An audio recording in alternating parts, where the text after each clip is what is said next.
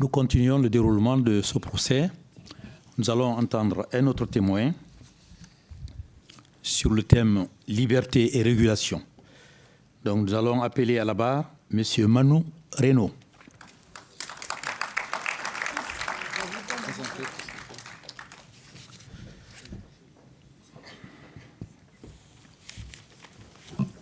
Monsieur Reynaud, je vais vous présenter au public. Vous êtes deuxième adjoint au maire de Montpellier, en charge du numérique. Voilà, tout simplement, à la ville et à la métropole. Donc, bon, vous voyez que je vais au-delà de la ville. Ah oui, la métropole. Voilà. Au moins. Vous avez la parole, vous avez 10 minutes. Beaucoup. Alors juste, j'en profite pour un petit message personnel pour ceux qui ont lu Midi Libre hier, qui titrait avec ma photo en dessous. On n'a jamais aussi bien circulé à Montpellier, il manquait à vélo. Voilà, je le dis parce que ça a pu susciter quelques difficultés. Je profite pour remettre les choses au clair, mais vous pouvez tous le constater, on n'a jamais mieux circulé à Montpellier à vélo. C'est dans le texte de l'article. Oui, mais il fallait lire l'article et le problème c'est que les gens ne lisent que l'article et les photos, que les titres et les photos. Monsieur Manu, on revient donc au procès. Au sujet, mais merci pour ce message personnel et je vous remercie pour votre attention sur ce sujet. Juste, moi je suis venu au nom du président Mickaël Delafosse et du maire de Montpellier pour vous dire un peu ce qu'on en pense au niveau de la métropole et de la ville sur ces questions-là, puisque vous le savez peut-être pour certains, eh bien nous avons interdit beaucoup de choses ces derniers temps à Montpellier, à savoir principalement, je vais vous amener à la délibération qui a été votée à l'unanimité moins quelques abstentions, on a interdit la reconnaissance faciale. Et puis on a interdit ChatGPT pour l'usage professionnel de nos agents. On a interdit ça et je vais vous expliquer pourquoi.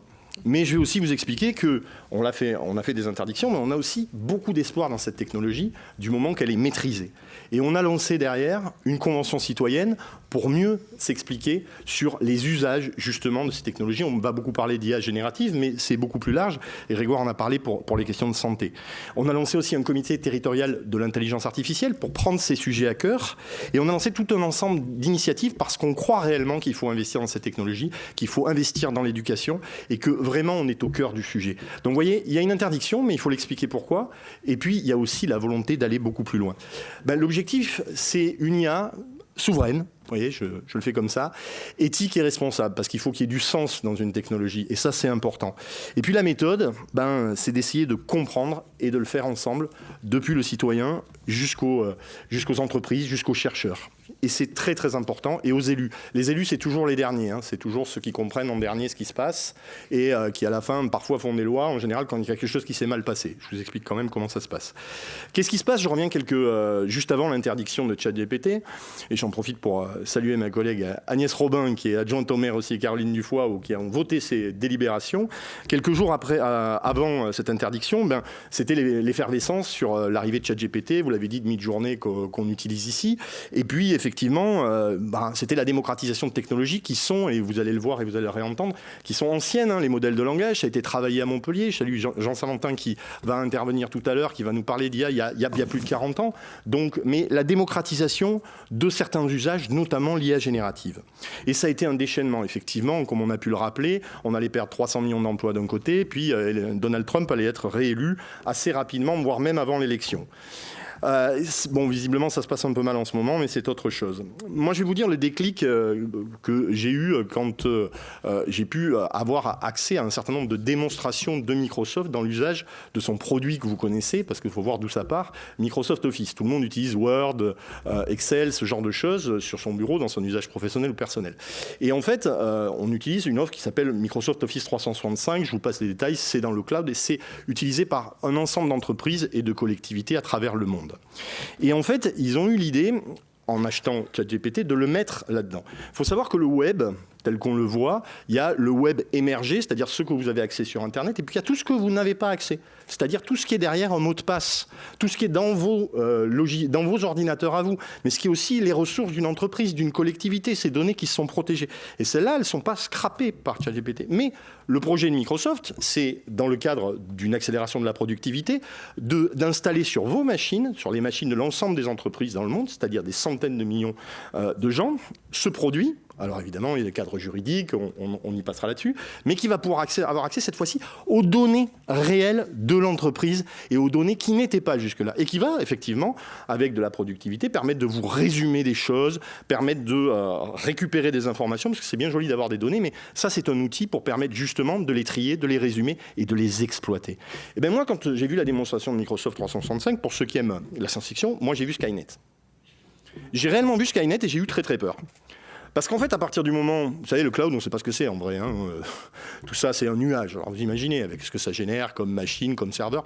Vous avez remarqué, l'intégralité des serveurs de la planète sont privés. C'est assez étonnant d'ailleurs comme infrastructure. Tout matériellement est quasiment public quand c'est pas privé, mais Internet, c'est un peu différent. Les infrastructures sont privées. Et puis là, on a assisté à un silence avec l'arrivée de ChatGPT et de Midjourney, mais de toutes les autres technologies qui sont arrivées au fur et à mesure, un silence assourdissant du gouvernement et des élus en général. Je pense que les seuls qui sont prononcés, ils sont peut-être à Montpellier, avec Mickaël Delafosse notamment, et on va le voir tout à l'heure. Et en l'occurrence, ce silence assourdissant, alors on a eu quand même quelques interventions, par exemple celle du ministre du numérique, ce qui nous a permis d'apprendre qu'il y avait un ministère du numérique. C'est intéressant déjà en termes d'instruction civique, ça nous faisait progresser. Puis ensuite, on a appris qu'il avait saisi le conseil, je ne me souviens jamais comment ça s'appelle d'ailleurs pour le coup, le conseil éthique du numérique, ce qui nous a permis d'apprendre qu'il y avait un conseil éthique du numérique. Les membres ont dû l'apprendre aussi, ce qui fait toute une série d'instructions civiques pour tout le monde et ce qui est une bonne chose. Et puis on a eu 2 tweets, moi, qui m'ont marqué. Le tweet d'Emmanuel Macron. Alors le tweet d'Emmanuel Macron, c'est une copie d'écran il interroge ChatGPT et il dit en un mot comment se place l'Europe dans les technologies de rupture, et ChatGPT répondrait compétitive. Bon, pour tous ceux qui l'ont utilisé, vous voyez bien que ça ne fonctionne pas comme ça, mais voilà. Et puis un autre tweet, une autre intervention, celle de la secrétaire générale de la CGT, qui a dit du discours d'Emmanuel Macron qu'il avait été écrit par ChatGPT. Tout ça pour vous dire que ça a été pris à la légère, comme un gadget. Et pourtant, parallèlement, au G7, qui est quand même le sommet des 7 sommets industrialisés, on a créé un groupe de travail sur l'IA générative. La dernière fois qu'on avait parlé numérique au G7, c'était pour l'arrivée d'Internet. Comme quoi, il se passe peut-être quelque chose. Et puis là, besoin de régulation, parce qu'on a besoin de régulation. Je vous rappelle quand même que c'est assez rare pour une industrie de demander elle-même sa régulation. Regardez comment tous les industriels qui ont produit, et ces éditeurs de logiciels qui ont produit des choses, ont réclamé à corps et à cri d'être régulés. C'est sidérant quand même. Et alors donc nous en Europe, heureusement, Sainte Union européenne était là pour nous, puisqu'elle avait en préparation un IA Act et une réglementation sur l'acte. En fait, pour vous dire, nous, la prise de position, c'est que devant cette défiance, devant cette méfiance, mais aussi devant cet intérêt, parce que pour ceux qui l'ont utilisé, d'ailleurs on n'a pas posé la question, qui n'a pas utilisé ChatGPT dans cette salle? Bon, allez, je dirais 15%, mais c'est à vue de nez. Bon, on est grand sur une grosse majorité, comme quoi ça a impacté les choses. Mais il n'y a rien de pire quand il y a une technologie qui dérange, ou quelque chose qui dérange, c'est de ne pas voir des responsables politiques s'en charger et donner des points de repère et à un moment donné dire dans quelle direction on va. Parce que finalement, si on nous prévoit la fin du monde, il faudrait peut-être s'en soucier. Et c'est là-dessus qu'on est intervenu. Donc ChatGPT arrive, bon, finalement, en usage libre. Qu'est-ce qu'on fait? Nous, on a appelé ça une interdiction. En fait, on a rappelé aux agents leur devoir, c'est-à-dire leur statut de fonctionnaire ou leur devoir en tant qu'agent contractuel de droit privé, de droit public, à savoir, on ne peut pas faire des choses illégales, donc on ne peut pas contrevenir au droit de la propriété intellectuelle, on ne peut pas contrevenir en donnant des informations personnelles. Et puis, on leur a rappelé que via les biais ou que ça pouvait donner des choses fausses. Enfin, un ensemble de choses qui faisaient qu'ils n'avaient pas à l'utiliser dans le cadre professionnel. Voilà, on a juste fait qu'à un moment donné, rappeler des process de base qui, dans un monde matériel, auraient été évidents. Reportez-le à un monde matériel, c'est ce que n'importe qui aurait fait, ça s'appelle un principe de précaution, ça s'appelle une mesure conservatoire, je pense, quand on utilise ce genre de choses. Puis moi, je vous dis toujours, j'ai tendance à dire que ChatGPT, c'est un peu comme une drogue. Ça a des phénomènes du drogue. D'abord, c'est en partie illégal sur certains aspects, notamment du droit de propriété. C'est assez addictif pour ceux qui l'ont utilisé ou ceux qui l'utilisent, et puis ça provoque des hallucinations. Alors c'est ce qu'on dit, des hallucinations de la machine, mais c'est pour vous rappeler. Donc c'est une mesure conservatoire. Je vous rappelle que dans une collectivité, pour implanter un feu rouge, entre les comités de pilotage, les réunions et les études d'impact, entre le délai que ça prend, c'est infernal. Et je ne vous dis pas, si c'est un feu rouge au tramway, là il faut interroger le ministère, c'est encore plus compliqué. Mais étonnamment, on arrive avec une technologie, nous on choisit nos logiciels, on les paye fort cher. Juste pour info, pour les contribuables montpelliérains, aujourd'hui on paye à Microsoft hors IA 1,5 million d'euros par an, c'est pour vous dire que ça nous coûte cher. Mais on les choisit. on décide en fonction de l'instruction qu'on fait. Là, non. On n'a pas choisi. Alors, par chance, juste après notre interdiction qui a pu paraître un peu suspecte en se disant comment Montpellier, cette ville si dynamique, si créative, avec un maire formidable, j'en profite pour le dire, serait en train de mettre à bas la technologie. Mais non, pas du tout. Juste de reprendre des repères. Et là-dessus, sauvé par le gong, l'appel d'Emile avec Elon Musk qui réclamait un moratoire, alors bon, ça c'était extrêmement fumeux quand on connaît la fin, mais surtout la décision de la CNIL italienne qui dit simplement, niet, on ne l'utilise pas, et vous avez un mois pour dire à un moment donné, qu'est-ce que vous faites pour les mineurs et qu'est-ce que vous faites pour les données personnelles. C'est marrant, hein. Et alors là, on a lu des articles, l'Italie coupée du monde, ils ont coupé Internet. Bon, bien évidemment, un mois plus tard, la société OpenAI répondait aux injonctions et faisait en sorte que les modifications demandées se faisaient. Et puis en France, toujours rien. Alors juste il y a 2 jours, je le signale quand même, il y a eu une proposition de loi d'un groupe Renaissance qui a fait quand même quelque chose et qui fait une proposition de loi pour encadrer l'usage artificiel du droit d'auteur, l'usage de l'intelligence artificielle par rapport au droit d'auteur. Juste pour quelques chiffres, et j'accélère, 82% des grandes entreprises interdisent aujourd'hui ChatGPT. Monsieur Rémy. Pardon ? Vous avez 2 minutes. Ah oui, d'accord, ok. Oui. Donc, allez à l'essentiel. Merci. Parce que, il va falloir raccourcir quand même. Je vous donne 82% des entreprises interdisent ChatGPT et 70% des salariés qui l'utilisent le cachent à leur patron. C'est quand même extraordinaire. C'est-à-dire, il y a un monde qui existe, mais à côté de ça, il y a des règles qui ne sont pas faites pour. Donc, nous, la démarche, elle est tout autre. Je rappelle juste quelques bases sur la politique. La politique, souvent pour les élus, et on le voit, le numérique, c'est Second Life. Alors moi j'ai la chance, grâce à que Mickaël Delafosse m'a confié la délégation numérique, je suis 2e adjoint au maire, donc de suite tout le monde me pose la question pourquoi tu es 2e adjoint et toute ta délégation au numérique. Parce qu'en fait le numérique c'est pas Second Life. Le numérique ça c'est pas neutre, c'est politique. En fait ça régit tous les rapports humains, absolument tous les rapports humains aujourd'hui, l'organisation même des pouvoirs publics et absolument tout. Une technologie n'est jamais neutre. Et on a des process pour tout, pour vous finir sur l'interdiction, sur la gestion de crise, sur les catastrophes naturelles, sur les cyber. Mais là, on ne sait pas faire. On ne sait pas faire quand une société américaine met à disposition un outil formidable par ailleurs, avec plein de biais, et tout ce que je viens de vous dire est toute contrainte, mais on ne sait pas faire par rapport à ça. Ça devrait être par principe libre. Au nom de quoi ? La liberté d'expression, pourquoi pas ? Au nom de la liberté d'entreprendre, peut-être. Mais en tout cas, on n'a pas les références. Alors donc, je vous disais, on a interdit à la fois l'utilisation de ChatGPT dans un cadre professionnel, et la reconnaissance faciale, pour différentes raisons, mais on a aussi essayé de prendre une méthode. Quand on ne sait pas, et donc je vais accélérer, on interroge ce qui peut savoir, première chose. On cherche une méthode, et on agit. D'où l'idée de réunir autour de Mickaël Delafosse un certain nombre de chercheurs, d'entrepreneurs, et il y en a beaucoup qui sont ici ce soir, pour essayer de voir dans quelle ligne on va et faire des propositions concrètes. Et ne pas rester dans l'interdiction, ça n'a pas de sens. Moi, je passe mon temps à la mairie et à la métropole de Montpellier en me disant tester, tester, tester, et apprendre justement des cas d'usage pour dire il faut utiliser les technologies si elles nous apportent quelque chose. Donc on agit avec un comité territorial en réunissant des gens qui pensent, et c'est eux qui nous disent il faut une convention citoyenne. Et une convention citoyenne pour définir justement des limites, des usages. Alors on va le faire, on va tirer 40 personnes. Alors non pas au sort, c'est un panel, il y a tout un processus, comme une convention, il y a tout un processus qui vont nous permettre à un moment de dégager autour d'un certain nombre de questions, comment comprendre les limites, quels sont les usages qu'on peut ou pas faire. Et je vais vous citer 2 exemples pour faire vite. On va aussi envisager d'ici un an de faire un grand forum d'assises internationales sur les enjeux sociétaux de l'IA, parce que c'était très bien dit, il faut arrêter les fantasmes sur le monde va s'écrouler. Néanmoins, il va se passer quand même quelques trucs, réellement. Et on le verra sur les évolutions et tout ça, et ça c'est très intéressant.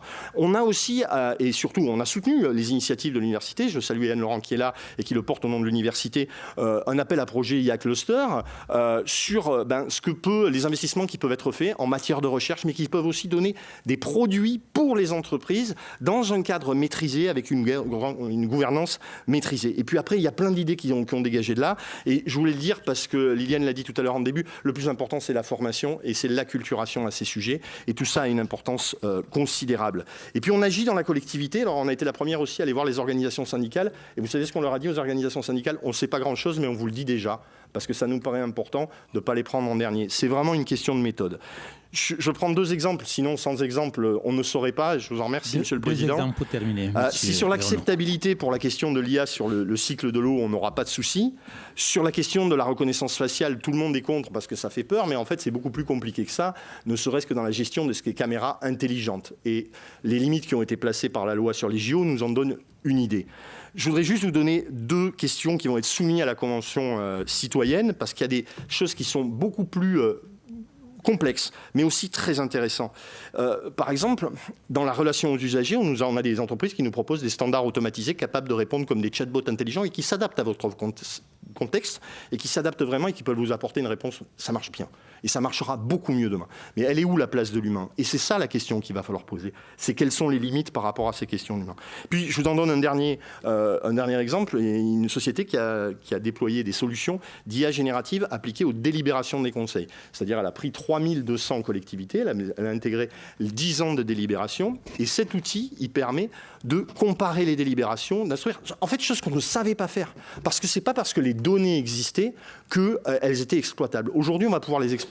On va pouvoir, vous rendez compte, il n'y a plus qu'une seule personne experte dans une matière qui va pouvoir voir ce qui se fait et la progression. Ça va pouvoir être vu par tout le monde. Enfin, ces données officielles et publiques, elles vont pouvoir être exploitées. Alors, il va falloir savoir les exploiter, mais elles vont pouvoir l'être. Donc, en fait, il y a énormément de choses. Moi, je fais ma conclusion sur un rapport avec le code de la route et avec la route en général. Vous voyez, pour un écolo, je ne parlerai pas de vélo pour finir, mais juste pour vous donner un petit peu d'idées sur là-dessus. D'abord, le politique peut toujours beaucoup de choses. Sur cet exemple. C'est ma conclusion. Voilà, on termine là-dessus. C'est ma conclusion et je vous en remercie. Mais je pense qu'elle a le mérite peut-être de poser des questions tout au moins. Quand il y a l'avènement des voitures, au départ, on fabriquait peu de voitures, il n'y avait pas de route, puis on a fabriqué beaucoup de voitures, il y a eu beaucoup de routes. Puis finalement, on a mis un code de la route, puis on a mis un permis. Ça, c'est des choses qui, dans un monde matériel où les choses allaient finalement assez lentement par rapport à aujourd'hui, ne posaient pas de soucis. Je me demande si on ne devrait pas s'inspirer aussi de ce type de process matériel qui existe dans la vraie vie pour voir ce qu'il est capable de faire, des permis, des régulations. En tout cas, l'éducation, c'est le cœur du sujet. Tant dans la recherche que dans l'acculturation des publics, c'est essentiel. Et la régulation, c'est important, mais elle commence aussi au niveau des collectivités locales. Et Montpellier se veut une collectivité qui agit, mais surtout qui réfléchit. Et réfléchir, c'est relativement important. Merci. Merci, monsieur. Vous aurez compris, on n'a pas de questions à poser à monsieur Reynaud parce qu'il a été assez prolixe, mais dans le bon sens du terme. Alors, je me tourne vers Aurel et Mid-Journée.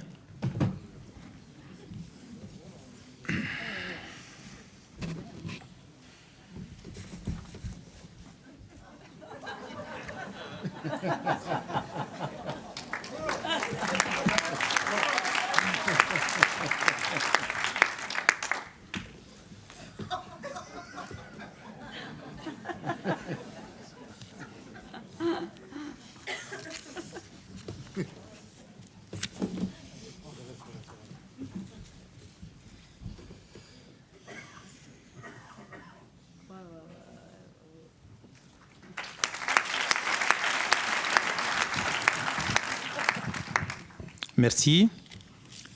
Nous poursuivons notre procès. Nous abordons le second volet de ce thème liberté et régulation. J'appelle à la barre Madame Léa Pérez.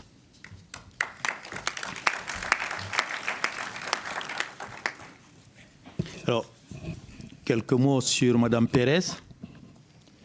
Madame Pérez est docteur en droit. Elle est consultante et elle est professeure de droit. Non, pas professeure de droit. Je pose la première question.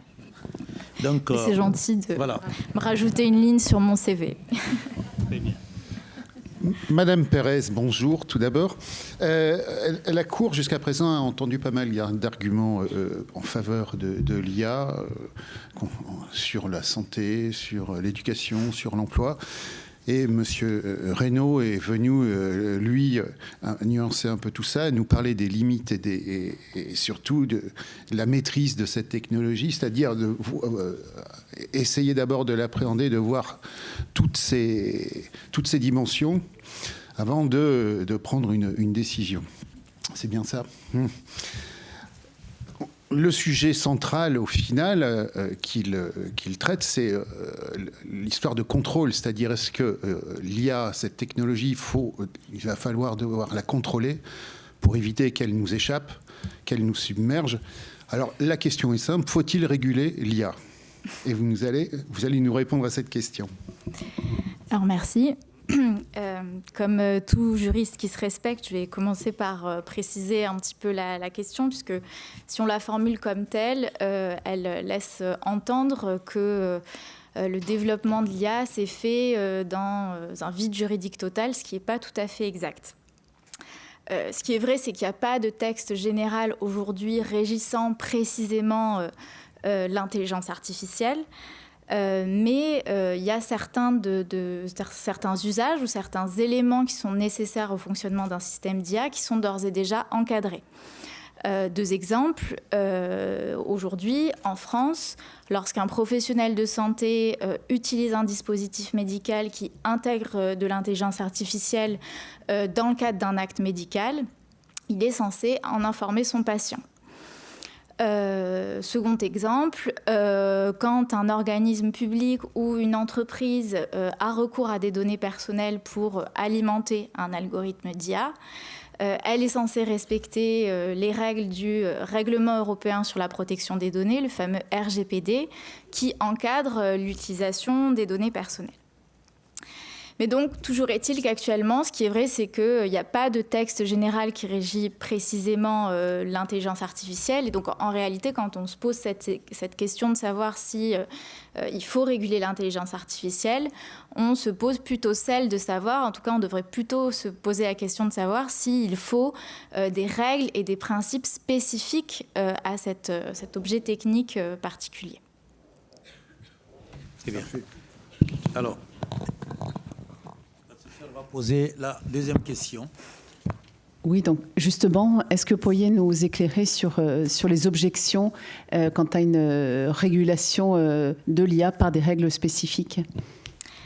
Alors ces objections, elles sont principalement de deux ordres. On a une première série d'objections qui est liée plutôt aux enjeux géopolitiques et économiques de l'IA. Il y a certains dans les milieux d'affaires qui craignent une réglementation qui serait un frein à l'innovation, un frein à l'investissement, et donc ce qui serait donc un handicap finalement pour les entreprises qui seraient soumises à cette réglementation par rapport aux autres. Et puis on a une deuxième série d'objections qui, elle, a plutôt trait à la complexité de l'objet à réguler. L'IA évolue à vitesse grand V, on s'en rend tous compte. Or, le temps législatif n'est pas le temps de l'entreprise. Et à ceci s'ajoute, ça a été évoqué, la grande diversité des modèles d'IA, des cas d'usage potentiels et des approches techniques. Et donc, tout ça fait craindre finalement que le cadre qu'on poserait serait rapidement inadapté et obsolète. Je pense que ces objections, elles sont basées sur des craintes qui sont largement infondées pour au moins 3 raisons. La première, c'est que l'idée que la régulation serait un frein à l'innovation, c'est un peu un sujet tarte à la crème qui revient chaque fois qu'il s'agit d'encadrer une activité concurrentielle. Ce sont les mêmes craintes qui ont été avancées quand le règlement européen sur la protection des données a été adopté. Et depuis 2018, les entreprises n'ont pas déserté le marché européen. Elles se sont adaptées. L'effet extraterritorial du RGPD a conduit à ce que de nombreux pays adoptent des législations similaires. Et donc, finalement, ça a conduit à un nivellement par le haut de la protection des données à l'échelle globale. Le RGPD, c'est devenu un standard mondial et donc un vecteur d'influence aussi de l'Union européenne. La deuxième raison, qui est un petit peu liée à la première, c'est que cette crainte liée à la régulation, en réalité, tarder ou renoncer à réguler, ça nous conduirait plutôt à perdre du terrain dans le champ de la compétition normative qui se joue au niveau international en parallèle de la compétition technologique. On le perçoit depuis quelques mois. Il y a une véritable course réglementaire puisque la Chine elle-même a initié un projet de réglementation sur l'IA générative et un peu avant l'été, les grandes entreprises de la tech ont été conviées à la Maison-Blanche pour évoquer les enjeux de l'IA.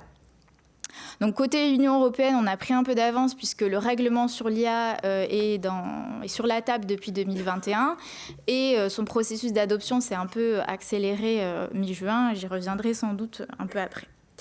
Et puis enfin, troisième raison, ces craintes, elles sont essentiellement fondées sur une confusion abusive entre réguler et interdire, ou en tout cas entre réguler et instaurer des obligations rigides et totalement déconnectées du terrain. Aujourd'hui, c'est plus vraiment l'approche qu'on a quand il s'agit d'encadrer une activité pour la rendre compatible avec l'intérêt général. Généralement, aujourd'hui, on met en place une agence publique indépendante comme la CNIL qui va être dotée d'un large panel de moyens d'action, donc qui pourra sanctionner mais qui pourra aussi recommander et inciter. Et en général, ces autorités ont toujours le souci, avec plus ou moins de succès, d'associer les entreprises et la société civile. Et puis aussi, on cherche plutôt à adopter des textes socles qui contiennent les principes et les exigences essentielles, en laissant ensuite le soin à ces agences publiques indépendantes et spécialisées de préciser la déclinaison concrète de ces principes. Et donc tout ça fait que ce qu'on peut dire quand même, c'est qu'aujourd'hui, la position anti-régulation, en tout cas de façon frontale, elle est relativement marginale, puisque la plupart des gouvernements et les grandes entreprises de la tech elles-mêmes, ça a été dit, s'accordent sur la nécessité de réguler l'IA en raison des risques que l'IA engendre. Alors, vous dites justement que les gouvernements et les grandes entreprises ont pris conscience des risques. J'ajoute la ville et la métropole de Montpellier également. Et quels sont en fait ces risques qui rendent nécessaire la régulation de l'IA ? Alors, on peut distinguer 3 types de risques. L'IA peut tout d'abord comporter des risques pour la sécurité des personnes, notamment quand elle est utilisée dans des secteurs critiques comme la santé ou l'aéronautique. Dans ces contextes-là et dans certains cadres, en cas de défaillance, c'est notre intégrité physique qui peut être mise en jeu. Par exemple, une défaillance qui pourrait être liée à une cyberattaque. Mais même en dehors de ces secteurs critiques, l'IA peut être une source d'inquiétude puisque récemment, il y a un cas de suicide en Belgique qui a fait suite à une discussion entre la personne qui s'est suicidée et un agent conversationnel. Ensuite, l'intelligence artificielle peut aussi comporter des risques pour les libertés et droits fondamentaux. Elle peut être une entrave, par exemple, pour la liberté d'aller et venir, avec le déploiement débridé de la reconnaissance faciale à des fins sécuritaires. Elle peut aussi être une source de discrimination liée aux biais algorithmiques qui vont alors produire des décisions inéquitables, par exemple dans le cadre de processus de recrutement. Et puis, elle est aussi une menace pour notre vie privée, puisque le développement de services ultra personnalisés basés sur l'intelligence artificielle repose sur l'exploitation massive de données personnelles. Et enfin, dernière série de risques, l'IA pose aussi des risques collectifs pour l'État, la démocratie et la protection de l'environnement, qui font partie de nos valeurs, en tout cas des valeurs de l'Union européenne. Elle peut être une menace pour la pluralité, le libre arbitre, avec des techniques de manipulation de l'information, comme les deepfakes. Il y a des études en sociologie qui ont montré que les modèles d'IA encapsulaient des choix politiques et culturels. Et notamment, il y a une étude qui a montré qu'un chatbot entraîné à partir des données d'une encyclopédie en ligne chinoise connotait positivement l'idée de surveillance. Et puis, elle a aussi mis en évidence que l'IA américaine DALL-E proscrit la nudité, alors que la nudité est omniprésente dans l'histoire de l'art. Et puis enfin, donc l'IA a des conséquences indéniables sur l'environnement parce que son fonctionnement nécessite des puissances de calcul très importantes qui sont très gourmandes en énergie. Et donc, Tous ces risques, finalement, rendent un encadrement juridique inéluctable. Et à mon avis, cet encadrement juridique, il est d'autant plus inéluctable qu'il va falloir, dans cet encadrement, prendre en compte certaines spécificités de l'IA. Déjà, la première spécificité, c'est que les systèmes d'IA qui sont dits apprenants, ce sont des systèmes qui sont par nature évolutifs et versatiles. Donc, ils fonctionnent par apprentissage de façon plus ou moins autonome et donc les risques qu'ils génèrent peuvent difficilement être anticipés de façon exhaustive en amont de leur mise sur le marché. La deuxième spécificité, c'est que les modèles LLM, donc les modèles de langage de grande taille qui sont au cœur de l'IA générative, sont conçus pour produire des résultats généraux qui vont pouvoir ensuite être adaptés à un large panel de tâches. Et donc, potentiellement, ils peuvent donner naissance à de nouveaux cas d'usage ou de mésusage. Et enfin, je pense qu'on l'aura tous compris, il n'y a aucun pan de nos vies sociales, économiques, numériques qui échappe à l'irruption de l'IA aujourd'hui, et ce qui fait donc que les risques que j'ai évoqués sont véritablement d'ampleur systémique. Et donc, ce sont, à mon avis, ces spécificités aussi qui justifient la mise en place de mécanismes de surveillance dès la conception et tout au long du cycle de vie d'un système d'IA. Le besoin de régulation aussi, il faut le dire, il se fait sentir, notamment dans la communauté juridique, parce que notre droit tel qu'on le connaît actuellement peine à absorber ces spécificités de l'IA. 3 exemples. D'une part, on l'a un petit peu évoqué, l'intelligence artificielle et l'IA générative en particulier challenge le droit de la propriété intellectuelle. Se pose la question du respect du droit d'auteur pour ces systèmes qui sont généralement entraînés sur des œuvres protégées et sans que les auteurs aient été rétribués.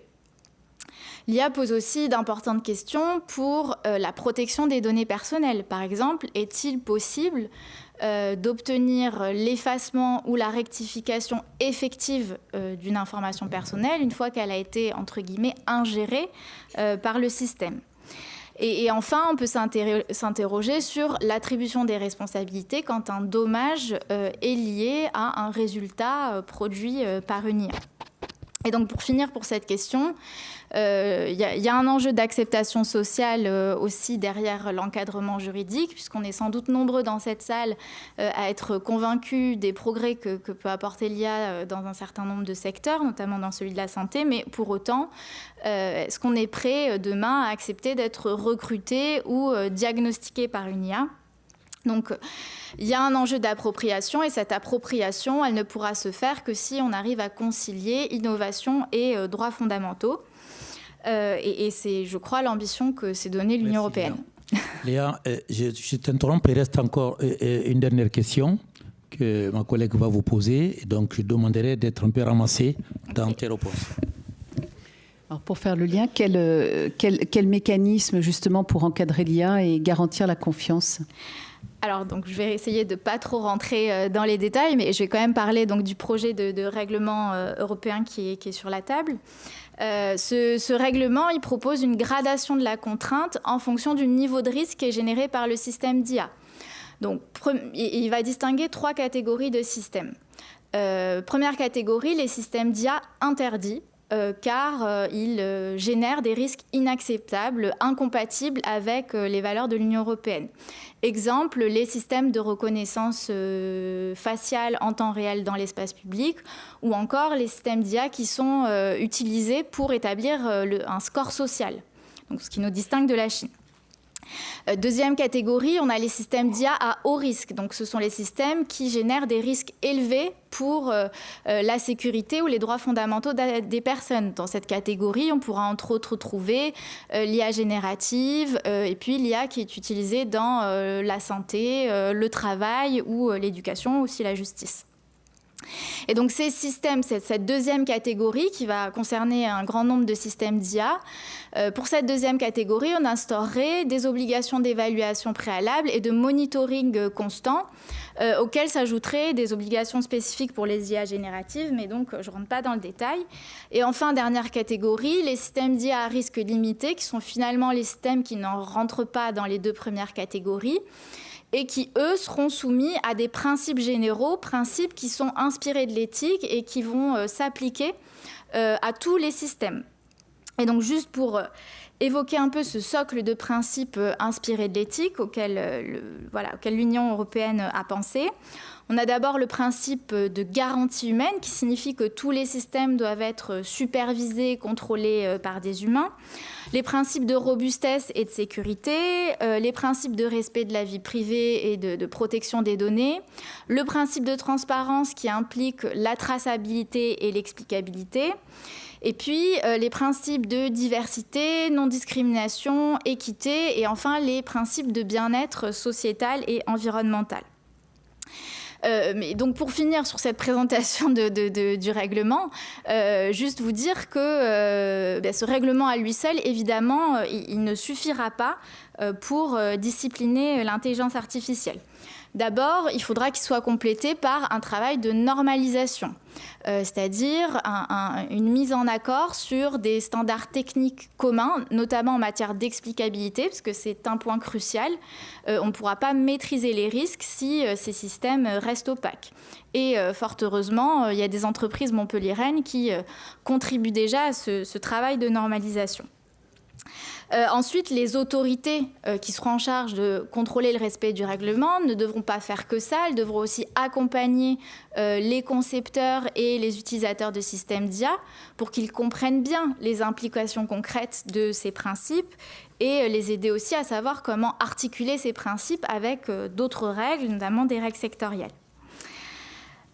Pourquoi il ne suffira pas aussi? Parce que pour l'instant, ce règlement n'est pas adopté et donc il faudra aussi compter sur des démarches volontaires des acteurs publics et privés. Donc l'élaboration de codes de bonne conduite, des comités d'éthique interne, l'intégration de l'éthique de l'IA dans les démarches RSE. Et je pense que les initiatives de la ville de Montpellier s'inscrivent tout à fait dans cette dynamique-là, Et dernier point important, le règlement européen tel qu'il est aujourd'hui exige explicitement un effort de pédagogie et de formation à l'égard des États et des acteurs de l'IA pour favoriser l'alphabétisation du public et des travailleurs en matière d'IA. Et on peut penser que, quelle que soit l'issue du procès de ce soir, il aura au moins contribué à cette montée en compétences. Merci Léa.